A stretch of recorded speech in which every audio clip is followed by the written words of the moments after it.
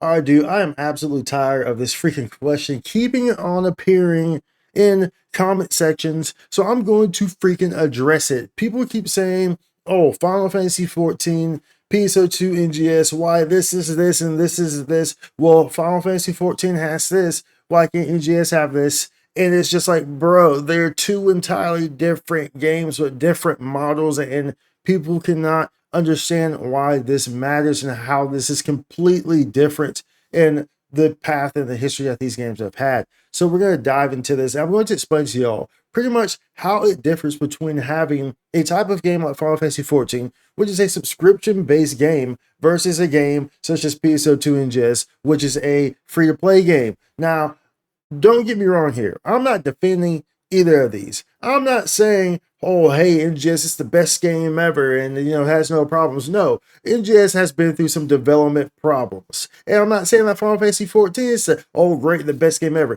No, Final Fantasy 14 has been through some development problems. So, I'm not saying that to either of them. But for constructive purposes of y'all understanding this so people can stop asking this question, we're making a whole video for it so y'all understand just how significant these two different game infrastructures are and how it will relate to everything that is involved within the game. Everything. Everything.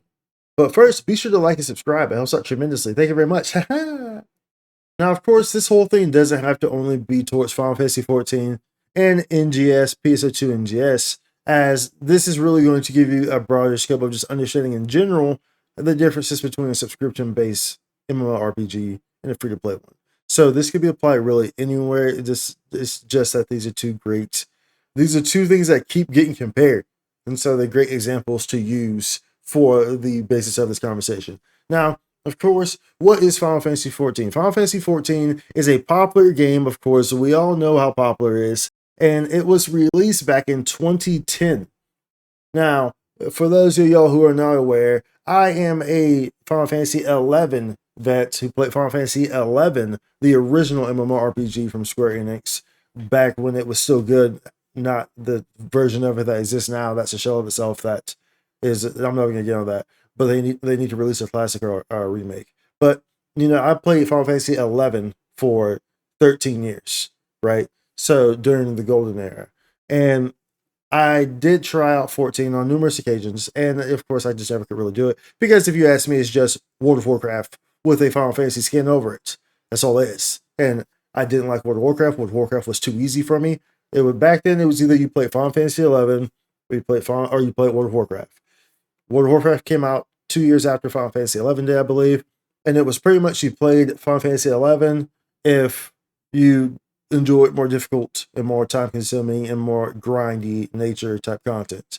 You played World of Warcraft. You couldn't if you played Final Fantasy 11 because it was too easy. Everything was too easy in World of Warcraft. Everything is too easy in World of Warcraft. For someone who played Final Fantasy 11 back in the golden era, and World of Warcraft is like a walk in the park and skipping rocks compared to everything that was on Final Fantasy 11 back in the golden era. But that's not here nor there. We're not talking about that. But I figured I'd give you all a background about my history into the Final Fantasy franchise in that regard. Of course, with other old Final Fantasy games as well, but the online franchise variant. But 14 came out in 2010, and then it was re-released in 2013 as A Realm Reborn. As you can see here, came out as A Realm Reborn in 2013. Of course, it was notable to have the worst ever launch that we've ever seen from an MMORPG in regards to its 2010 launch, Catastrophic. So much to the point that they shut it down and then they rebuilt it over the span of a few years, and that's how we got A Realm Reborn. Now, of course, this is very much a Square Enix thing to do because not every company can just take a huge project like a Final Fantasy franchise and completely shut it down and then rebuild it and then re-release it. Not many companies can do that, and not many companies are willing to drop that amount of money that was going to need to be dropped into that in order to achieve that right there. Not many companies, maybe one or two. And Final Fantasy is a main IP, so they had to make sure they did it well. They did justice by it. That's the only reason. That's the only reason they could not let it fail. You can't let a Final Fantasy get, well, hell. Yeah, I wish they would keep that same sentiment.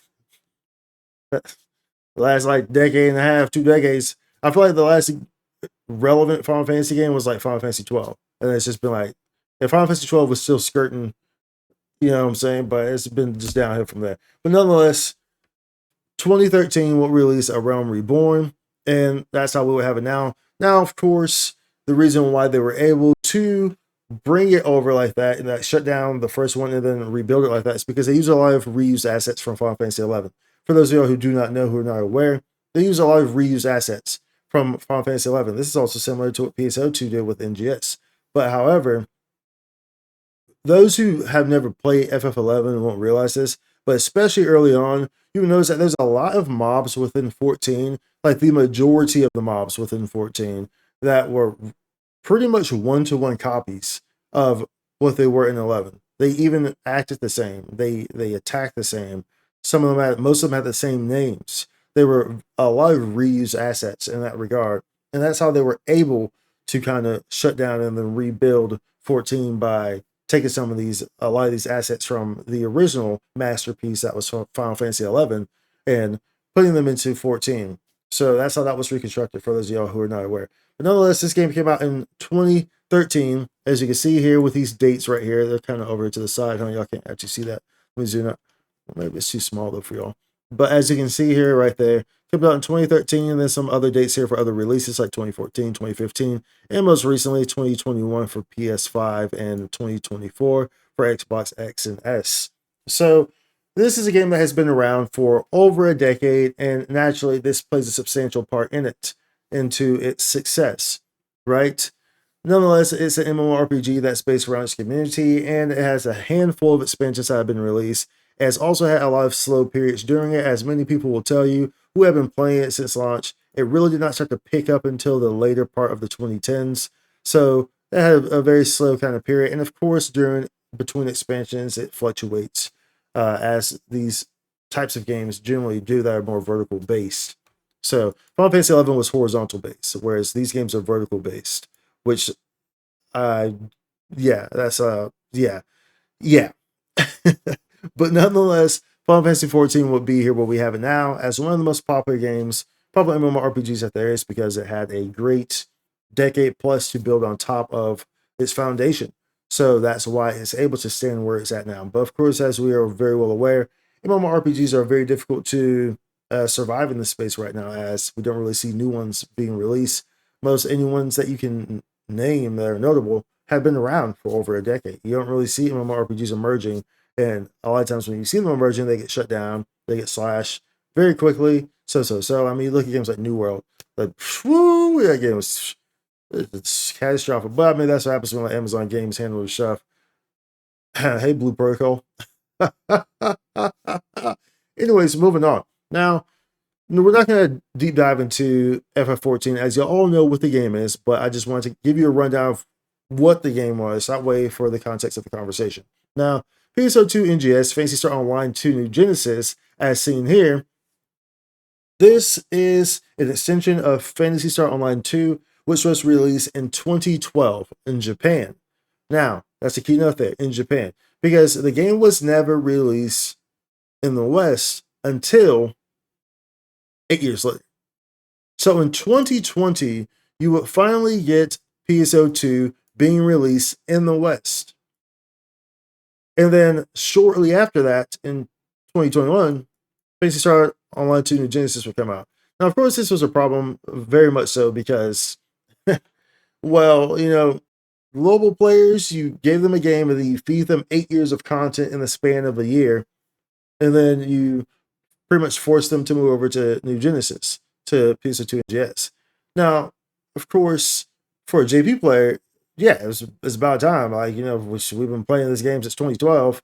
Finally, we got a new game, but global players, this would prove to be detrimental for the fan base and for the global franchise, because of how this was handled. This doesn't take a rocket science to realize that the only reason why this was released in 2020 in the first place after 8 years was simply as a marketing tactic for PSO2 NGS. The PSO2 Global was never actually meant to actually stay there and would stand there and actually be a game itself. No, it was never meant to be. It was simply meant to get eyes onto the franchise so they could release PSO2 New Genesis. That's it. Does not take a rocket science to figure that out. That's a 101 business major. You know what I'm saying? Like, you don't even need a business major. This is 101, period. Period. This is one, you don't need any type of degree or nothing for that. So to understand that, that's why that was. But PSO2 is a game that centers around a very robust system that is historic in the sense that it was the first online console game, which was Phantasy Star Online back on Dreamcast in 2000. This was the very first online console game that we got back in those days. So there's a very robust fan base and a very legacy-based fan base. It also goes back even further before the Phantasy Star Online series to just the Phantasy Star series, which dates back to the 80s, which is a classic type of RPG. Now, of course, Phantasy Star Online 2 and FF14 both center around things such as fashion. So fashion and customization, with Phantasy Star Online having a much more robust customization feature than Final Fantasy XIV does. But nonetheless, both of them center around, in a typical MMORPG type setting and a emphasis on customizing your characters. That's really what sells them. So by understanding this about Final Fantasy and Phantasy Star Online New Genesis here, you will have a better picture of kind of where these games stand at. Of course, this game is much more recent, 2021, compared to a 2013 release of Final Fantasy XIV, or 2010 if you want to count the original release, not A Realm Reborn. So naturally, you're comparing a game that has a very short lifespan compared to a game that's had a very long time to really solidify itself within the market. And so by understanding this kind of moves us on to the bulk of everything that we want to talk about here, because now you understand what Phantasy Star Online is, Phantasy Star Online 2, Phantasy Star Online 2 New Genesis, and Final Fantasy XIV. You understand what these games are and what they mean. So let's dive into some of this other stuff that really breaks down what free-to-play and subscription-based MMORPGs really kind of handle here. All right, so we're going to dive into a couple layers here that are all pertaining to the infrastructure of how a free-to-play and a subscription-based MMORPG is going to work. And at the end of this video, you will understand why it annoys me, or it's just like it baffles me as to why people are always like, well, Final Fantasy XIV does this, why can't PSO2 NGS do this? So. And they'll be like, well, this game is like this for so many years, it came out in 2021. And I try to explain to them, well, had the global side of the people in power, like the global side, for those who are not aware, and there's been videos I just had recently about this, but global side was heavily mismanaged by the people in positions of power, specifically over the community. And I try to explain to people why this detrimentally impacted the game to the point of where right now, but because people will be like, well, the game doesn't have content anyway, so. The thing that you have to understand is that had this never happened, had this not been mismanaged back years ago, the developmental path would have been completely different. And that's why I try to explain to people, but people don't understand this. So you're going to understand it now.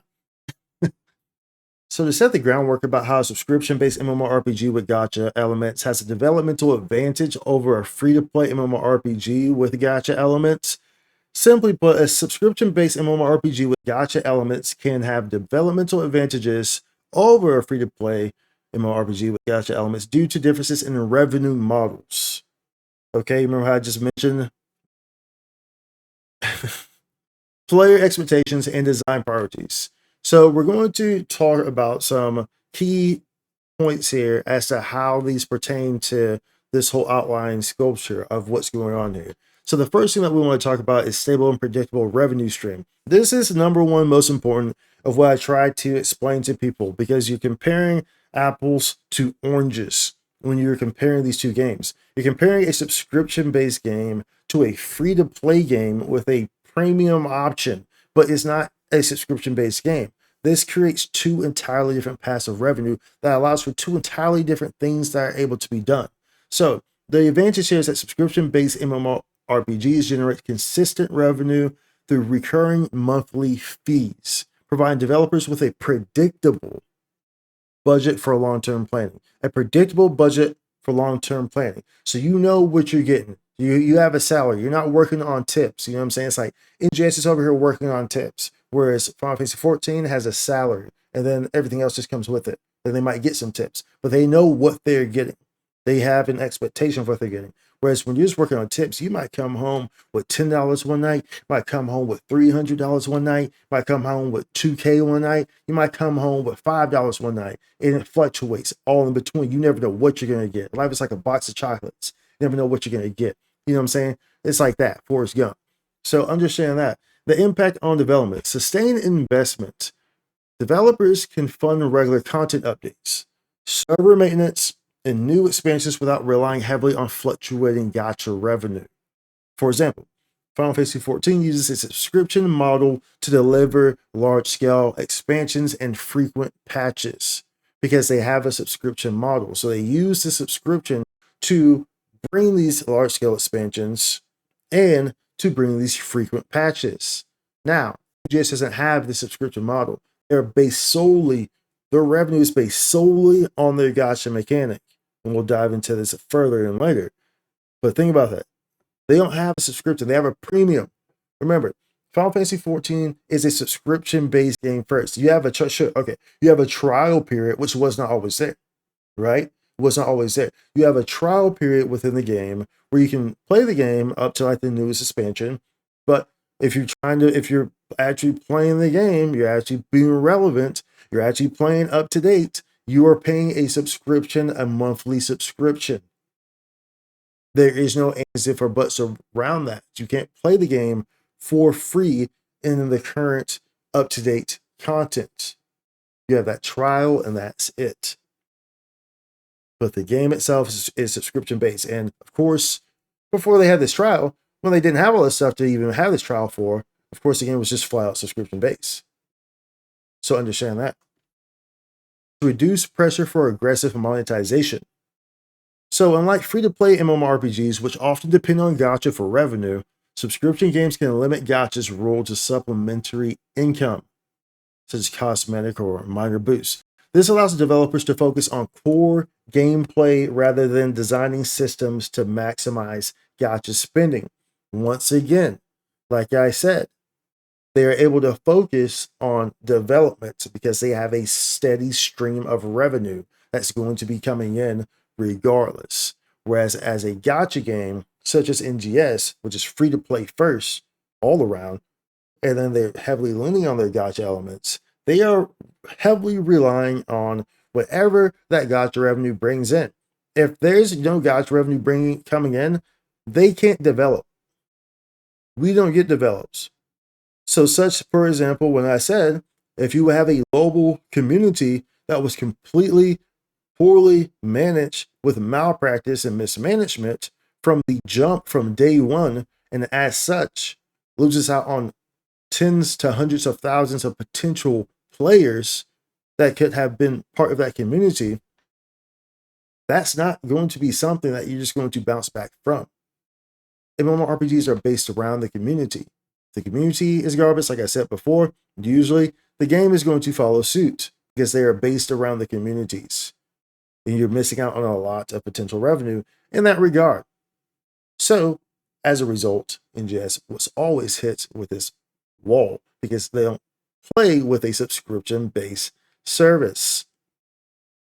Now, long-term support here. Stable income supports ongoing development, bug fixes, and community management, fostering a polished game experience. Free-to-play games may cut corners if gacha revenue dips, which we have seen substantially within PSO2 NGS, because gacha revenue dips, they cut corners, maybe the LTQs get a little bit more lazy, so and so and so and so. And in a large part, the gacha dips and cuts corners because the community, especially on the global side, which is a huge market, is not really playing a part there. They're really just relying on JP side because the community side on global has historically been complete doo-doo cheeks because of the poor mismanagement of the peoples in positions of power overseeing it. As such, you don't have these revenue streams from the gacha.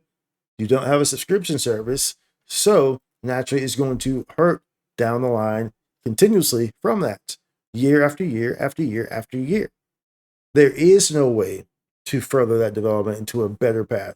People might ask for things, but it's realistically not possible because your community has been ripped apart, which means your revenue's been ripped apart, which means you have no revenue to do development, large-scale development. Now, free-to-play contrast to this, free-to-play MMORPGs rely on sporadic, well-driven gacha purchases, which can lead to boom or bust cycles. As we just said, developers may prioritize short-term revenue, such as frequent gacha banners, over long-term quality, risking player burnout or abandonment if monetization feels exploitive. Sounds familiar, right? Yeah, this is pretty much what has happened to PSO2 and NGS, because they pretty much had to. So, they kind of have, with the model that they have, they kind of have to prioritize that. And so they do. And that's the unfortunate fact of the matter. And like I said, a lot of this circles back around to the poor management of the global market, which you lose out on a lot of revenue by not having it in your corner. So now that we got through this first point of stable and predictable revenue streams, let's move down to the second point, which is player-based alignment and retention focus. So the advantage here is that subscription models attract a committed player base willing to pay up front, creating a community invested in the game's longevity. So you create this community, like, put it like this, this is why I always say, it's like, honestly, I kind of agree more so with games that have subscriptions, because if you're paying for the product, you're going to have much more, respect or seriousness about the game, because you're putting money there. When it's free to play, that's the problem with free to play games in general, is that free to play games tend to attract bad behaviors because they're free to play, because they're a low bar of entry. So there's a good side and a bad side to free to play games, and one of the bad sides is that it tends to attract a lot of negative behaviors because there's no bar to entry. You can just get on it. Whereas when you have to pay money, that really blocks people out. It blocks a lot of the problematic people out, because you're not going to pay a $12, $15 subscription or whatever, to just like to try a game, and then after that just be super toxic on the game. You know what I'm saying? Like, they're not really going to do that. It's less likely. I'm not saying it's not going to happen, but it's less likely. So that's one of the things there. Now, the impact on development in pertaining to player-based alignment and retention focus is quality over quantity. Developers prioritize high-quality content, such as story or raids, world building, to retain subscribers, as players expect value for their money, right? For the monthly fee for that subscription. Gotcha elements, if present, are often secondary, which is the case with Final Fantasy XIV, and less intrusive. Whereas NGS's whole system pretty much revolves around these gotcha elements, because the game is pretty much based on that. They don't have a subscription model. So now there's the balance of game design. Subscription MMORPGs can avoid pay-to-win gotcha mechanics, as players paying a flat fee expect fairness. This allows developers to focus on skill-based progression or narrative depth rather than gotcha-driven power creep. And then there's community feedback. A dedicated player base provides consistent feedback, enabling developers to refine systems and address pain points. For instance, World of Warcraft has iterated on player-driven systems like professions and rates over years, partially due to its subscription model. These subscription models really allow for this community and this player-based alignment and retention focus to really become enhanced, because you have people who are paying money. So as a result, you have people who are much more involved, much more communicative towards everything, and they take a bit more, I would say, responsibility to the community. They might be quicker to shut things down quicker, right? When there's problematic behaviors, because these people are paying money for this experience that they are having. So naturally, they do not want these types of things to necessarily persist within these communities, correct? Whereas the free-to-play contrast in regards to player-based alignment and retention focus is that free-to-play MMORPGs often cater to a broader, less committed audience, as I brought this up prior as we went into this, talking about how there's a no bar for entry there. With the gotcha mechanics designed to hook whales, which of course are people who spend a whole bunch of money, right? For those who don't know terminology, whales are people who just, let me toss 3K at this banner real quick for no reason. So, this one item here, I got 10 grand. Let me just toss that, swoop, swipe 10 grand, gone like that, whales.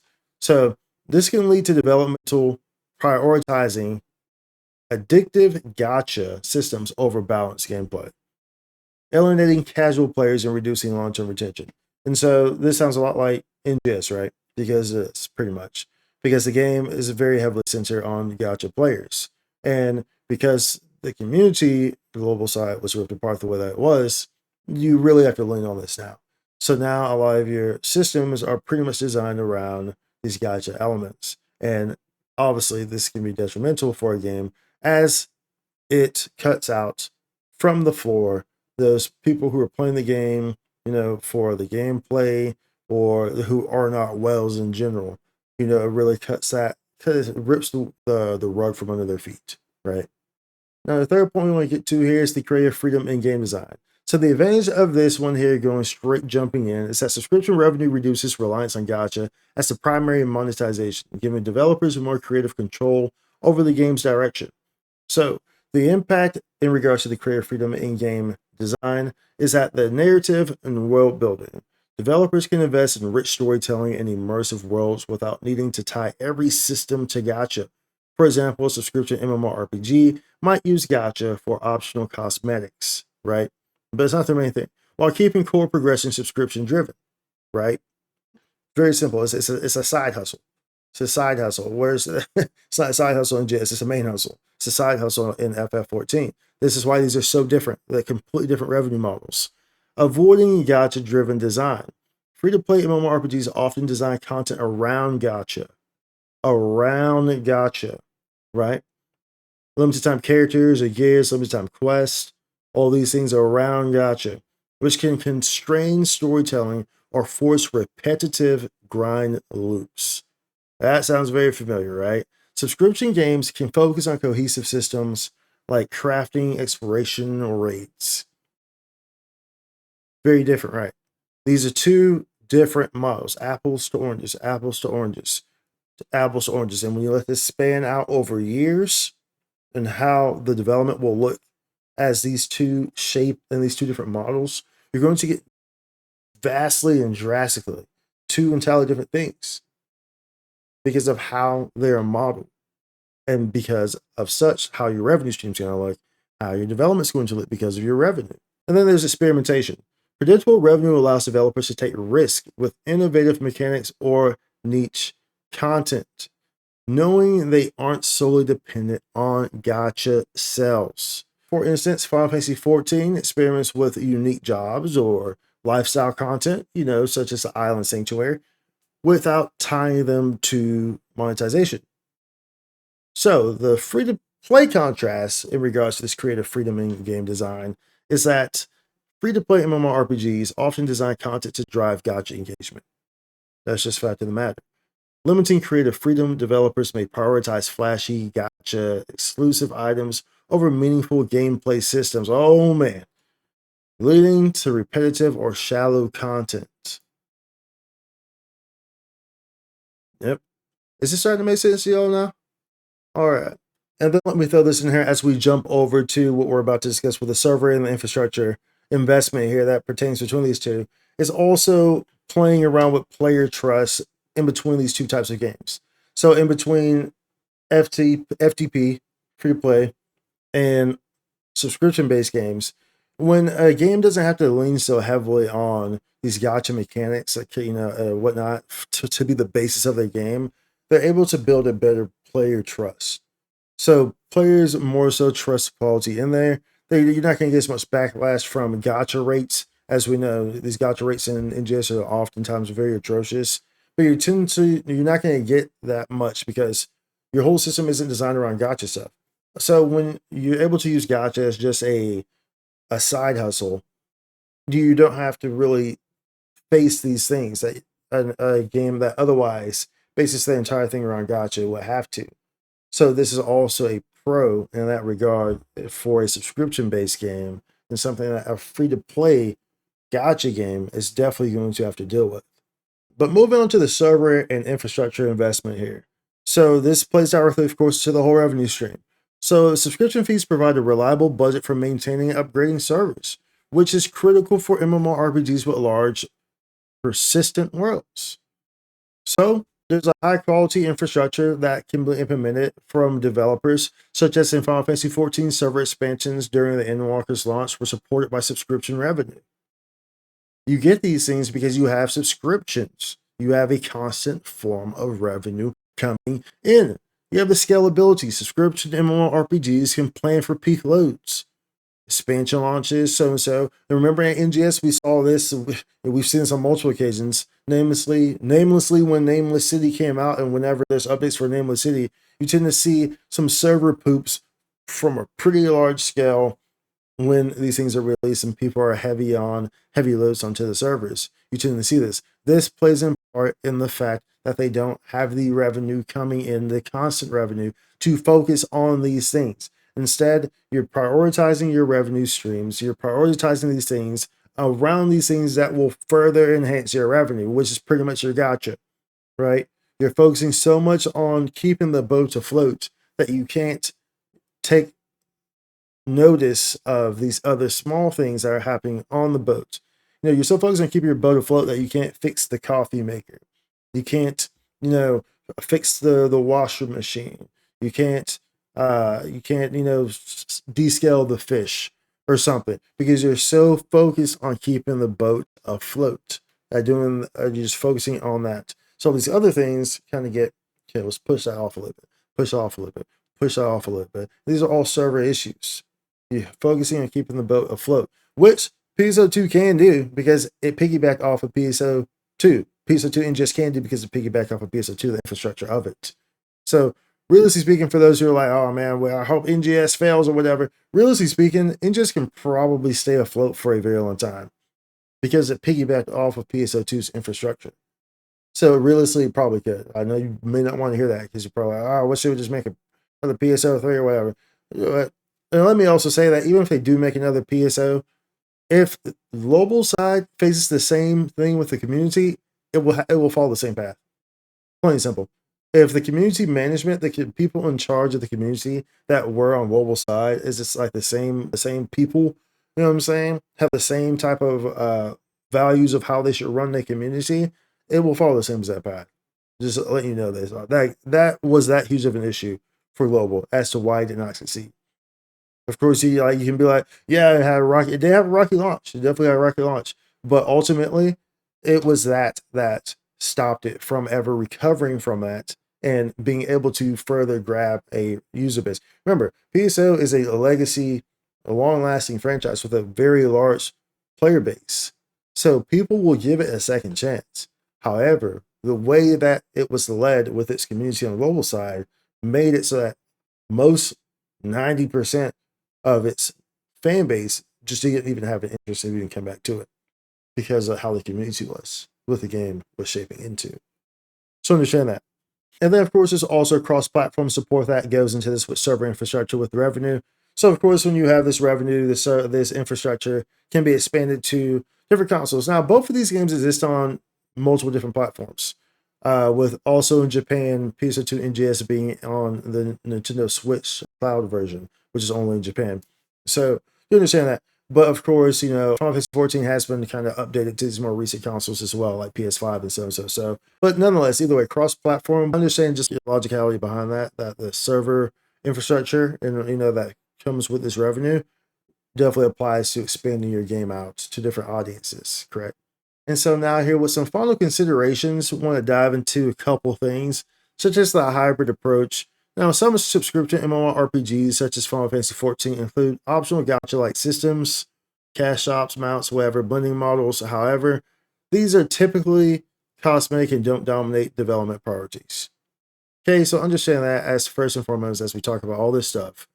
Higher barrier to entry. Remember how we talked about the lower barrier to entry with free-to-play.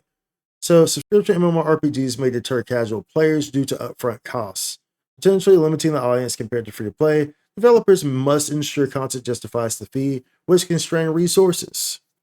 Fair. And then free-to-play strengths. Free-to-play MMORPGs are obviously, they can attract initial audiences that are substantially, proportionally larger and scale gacha revenue significantly, potentially outpacing subscription income in the short term. However, this often comes at the cost of long-term sustainability or player goodwill, which is pretty much the case that we see in all these types of gacha games like that. Even games like Genshin Impact. The long term has been, it's getting to the point now where it's like, because guys, that's a whole nother conversation. Genshin was very predatory on his gachas. Like, I mean, like that's a gacha game. Genshin is very, very predatory on, historically has been on his gacha elements. But either way, you see that there and how that's related. And NGS is a game that heavily, that fully, pretty much fully relies on its gacha revenue, because a very small percentage of the player base actually probably gets premium. You know, so it's a very small user base that really brings in that revenue. There's no subscription, no base subscription service. So you have to understand that. And so some examples here is that subscriptions with gacha elements. Final Fantasy XIV uses subscriptions for core revenue with optional cash shop items that don't impact gameplay. That's very big difference. Very big difference. Very substantially big difference. Whereas free to play with gacha, games like Tower Fantasy or Lost Ark rely on gacha or microtransactions, often integrating them into progression, which can skew development toward monetization over quality. So those are some other examples for you to kind of really get the full picture. So to conclude, y'all, a subscription-based MMORPG with gacha elements has developmental advantages due to stable revenue, a committed player base, creative freedom, regulatory stability, and robust infrastructure investment. These factors allow developers to prioritize long-term quality balance gameplay and immersive content over short-term gacha profits. Quality, long-term over gacha profits. In contrast, free-to-play MMORPGs often face pressure to design around gacha, risking player burnout and inconsistent funding.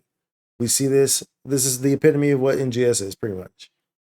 And you see all this burnout. You see these LTQs that are kind of like repeated. It's kind of repeated content. You know, there's a time where we got LTQs or events, seasonal events within NGS that were much more intricate and elaborate, which you don't really get anymore because they don't have that revenue coming in. So we kind of get like these kind of like dumbed down versions. They try to do what they can with what they got, you know what I'm saying? But it is what it is, right? It is what it is. So, however, subscription models require delivering consistent value to justify fees. So FF14 has to deliver consistent value, which they do. I guess, you know, it fluctuates, I guess, right? You know, during expansions, right? So, but nonetheless, they have a decade plus of material to work with. So, I mean, either way. So they've been here for, you're comparing apples to oranges. They've been here since 2013, 2010, if you want to say. That's 15 years or 12 years. That's a long time compared to the 4 years. That's a very long time. So if gacha is kept minimal and cosmetic, the subscription model provides a stronger foundation for sustainable, high-quality MMORPG development. And this is the case that we see with Final Fantasy XIV. So hopefully this helped describe and explain things to y'all as to why it's like whenever I see this comment, well, Final Fantasy XIV has this, well, PSO2 NGS should have this. And like I said, dude, I'm not defending either of these games. Like I said, both of them have had developmental problems. Of course, NGS has a skew of issues going on with it. I'm not defending these games. I'm just simply relaying this information to y'all from an unbiased perspective here. So that way y'all can stop asking this question or stop making these comparisons, because they're two entirely different games that have two entirely different streams of revenue, which in turn gives two entirely different developmental cycles, and in turn provides two entirely different forms of content. So they're entirely different. They're not comparable in that regard. They're not. This one game's been out for a decade and a half. One game's been out for 4 years. That's completely massively different. That is crazily different. Let's be completely honest here. So now we can stop getting these darn comparisons. So hopefully this helped y'all. Remember, this really described everything. This wasn't just PSO2 NGS and FF14, but really describes the whole thing from a broader aspect of free-to-play games and subscription-based MMORPGs. So hopefully this helped. Be sure to like, subscribe, comment down below. Let me know what you think. See you in the next one. Much love. Out. Spikes content.